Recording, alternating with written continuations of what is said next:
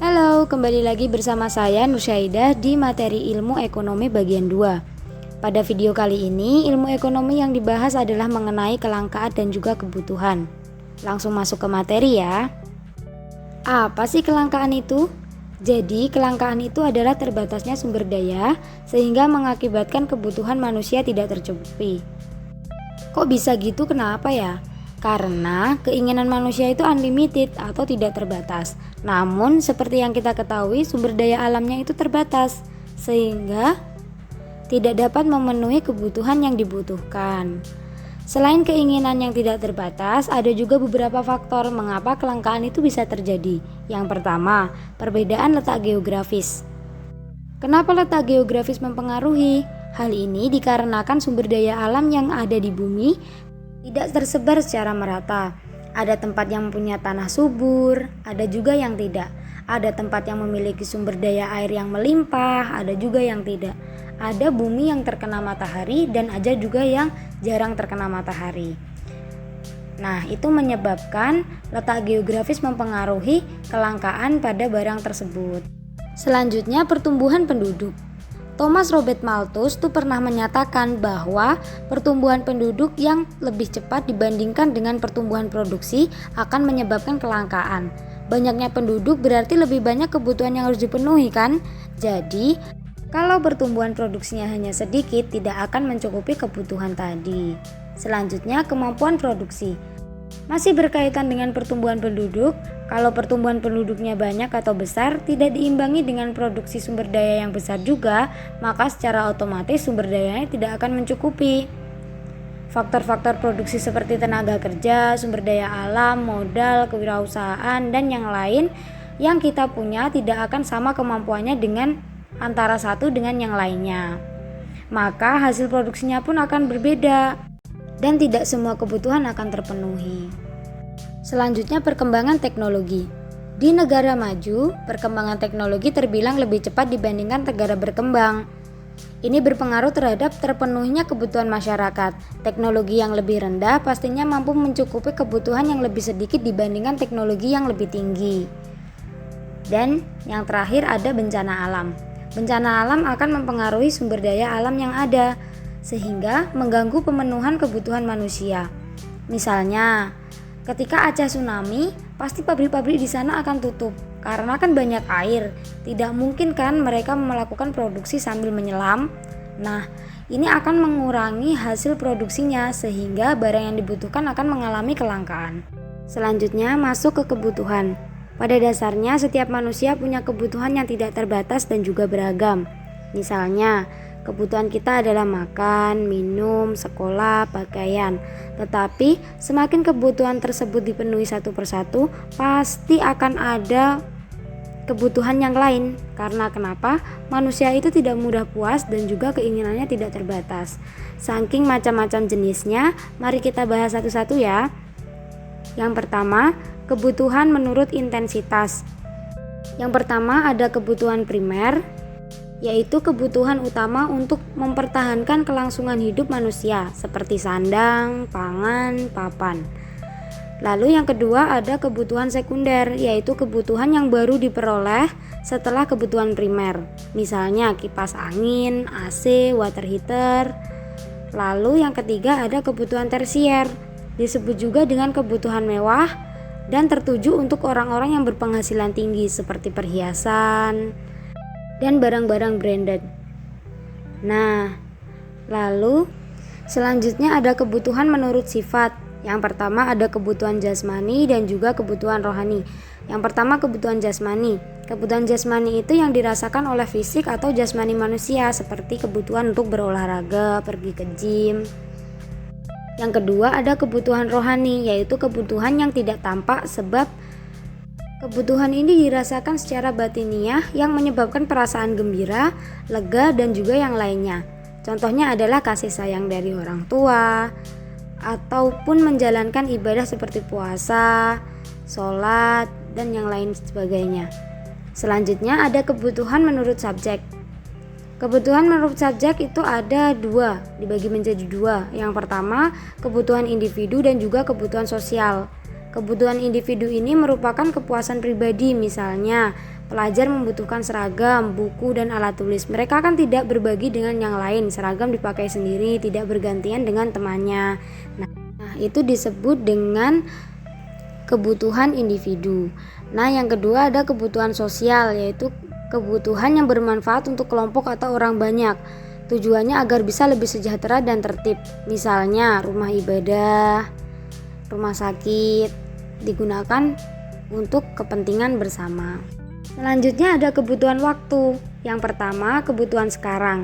Kebutuhan sekarang ini merupakan kebutuhan yang tidak dapat ditunda lagi. Misalnya, pasien COVID yang membutuhkan oksigen tidak dapat ditunda lagi, dan itu disebut dengan kebutuhan sekarang.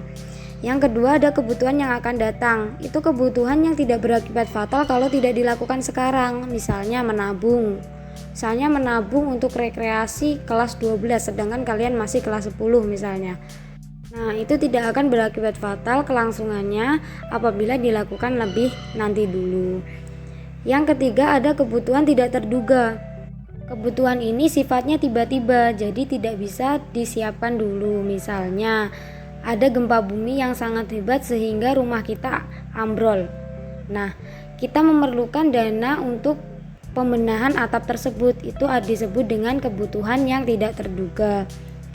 Selanjutnya ada kebutuhan sepanjang waktu, yaitu sesuatu yang tidak terbatas dalam pemenuhannya. Contohnya mudahnya akses belajar, mudahnya akses untuk beribadah, seperti itu.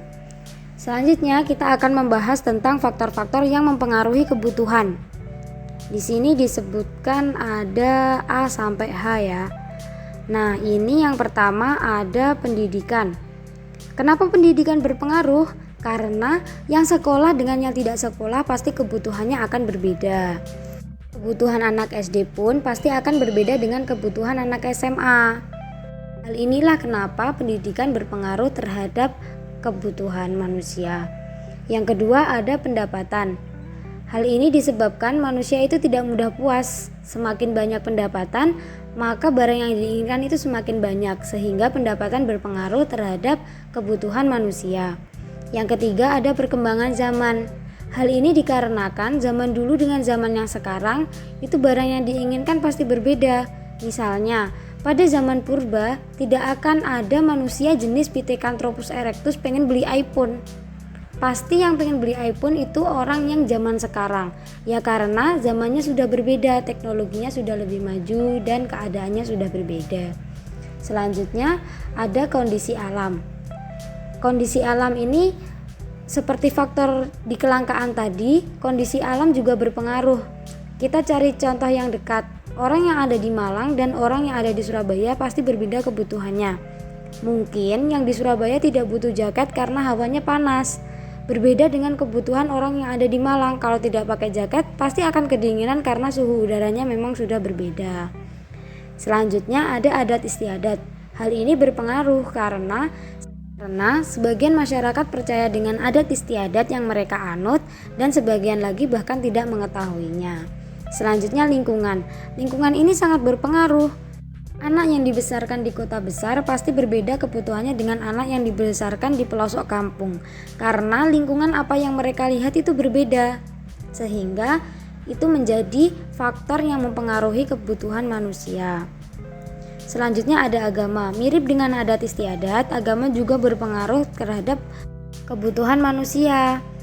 Orang Islam mungkin butuh beli untuk perangkat sholat, tetapi berbeda dengan orang Hindu yang mungkin butuh dupa untuk sembahyang, seperti itu. Selanjutnya, alat pemenuhan kebutuhan. Ada dua, yaitu barang dan jasa. Yang pertama ada barang. Barang merupakan segala sesuatu yang berwujud atau berjasad.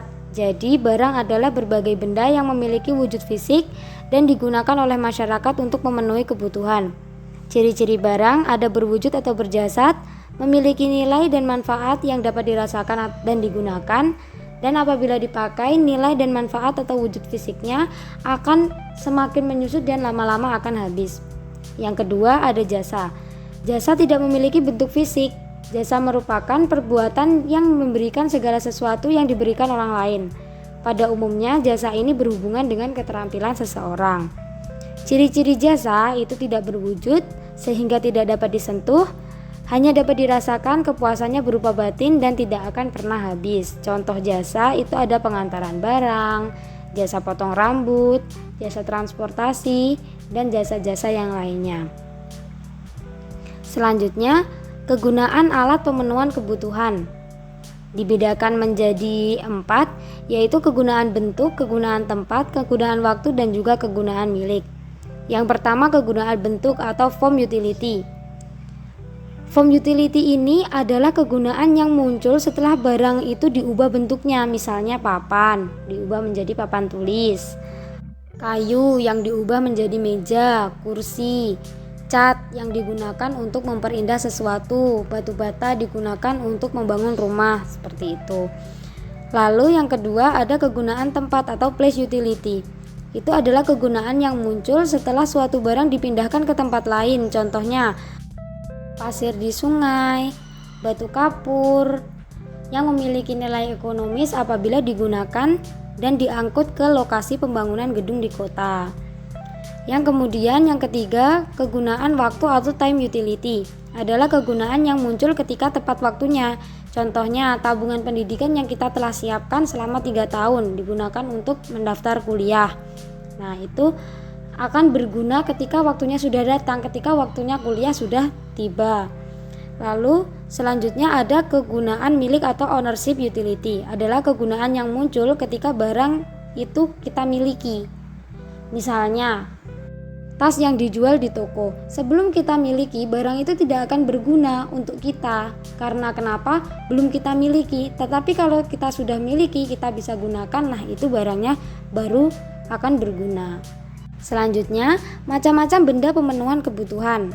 Yang pertama, ada benda menurut cara mendapatkannya. 1.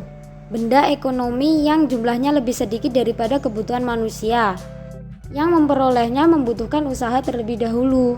Misalnya beras, baju, komputer, sepatu, dan lain-lain. Yang kedua, ada benda bebas atau disebut juga benda non-ekonomi yang jumlahnya melimpah sehingga untuk mendapatkannya tidak perlu pengorbanan atau tanpa biaya, misalnya cahaya matahari, udara, dan lain sebagainya. Yang ketiga ada benda ilit, itu benda yang mudah didapat seperti benda bebas, namun apabila jumlahnya banyak justru akan menyebabkan bencana bagi manusia itu sendiri. Artinya, barang ilit atau benda ilit harus diatur kegunaannya hanya sebatas kebutuhan manusia saja. Misalnya, api untuk menyalakan lilin. Kalau sedikit pasti tidak apa-apa, pasti akan berguna untuk menyalakan lilin. Tetapi apabila banyak akan menghanguskan atau membakar seluruh rumah. Yang kedua yaitu benda menurut tujuan penggunaannya. Yang pertama ada benda konsumsi, yaitu benda yang siap pakai tanpa harus melalui proses diolah terlebih dahulu. Misalnya sepatu, pakaian, tas, kita tidak perlu menjahit, kita beli jadi ada.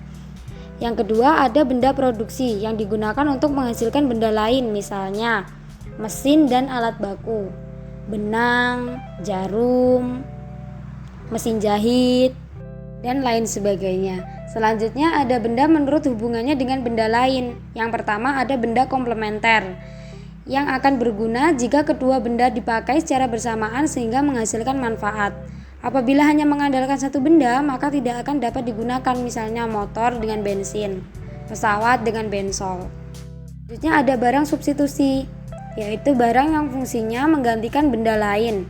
Misalnya, penggunaan komputer yang sekarang ini menggantikan mesin tik pada zaman dahulu. Menurut proses pembuatannya, benda dibagi menjadi 3, yaitu benda mentah, benda setengah jadi, dan juga benda siap pakai.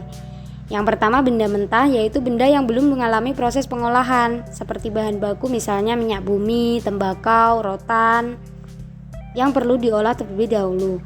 Yang kedua benda setengah jadi, yaitu benda yang sudah diolah tetapi belum menjadi produk akhir.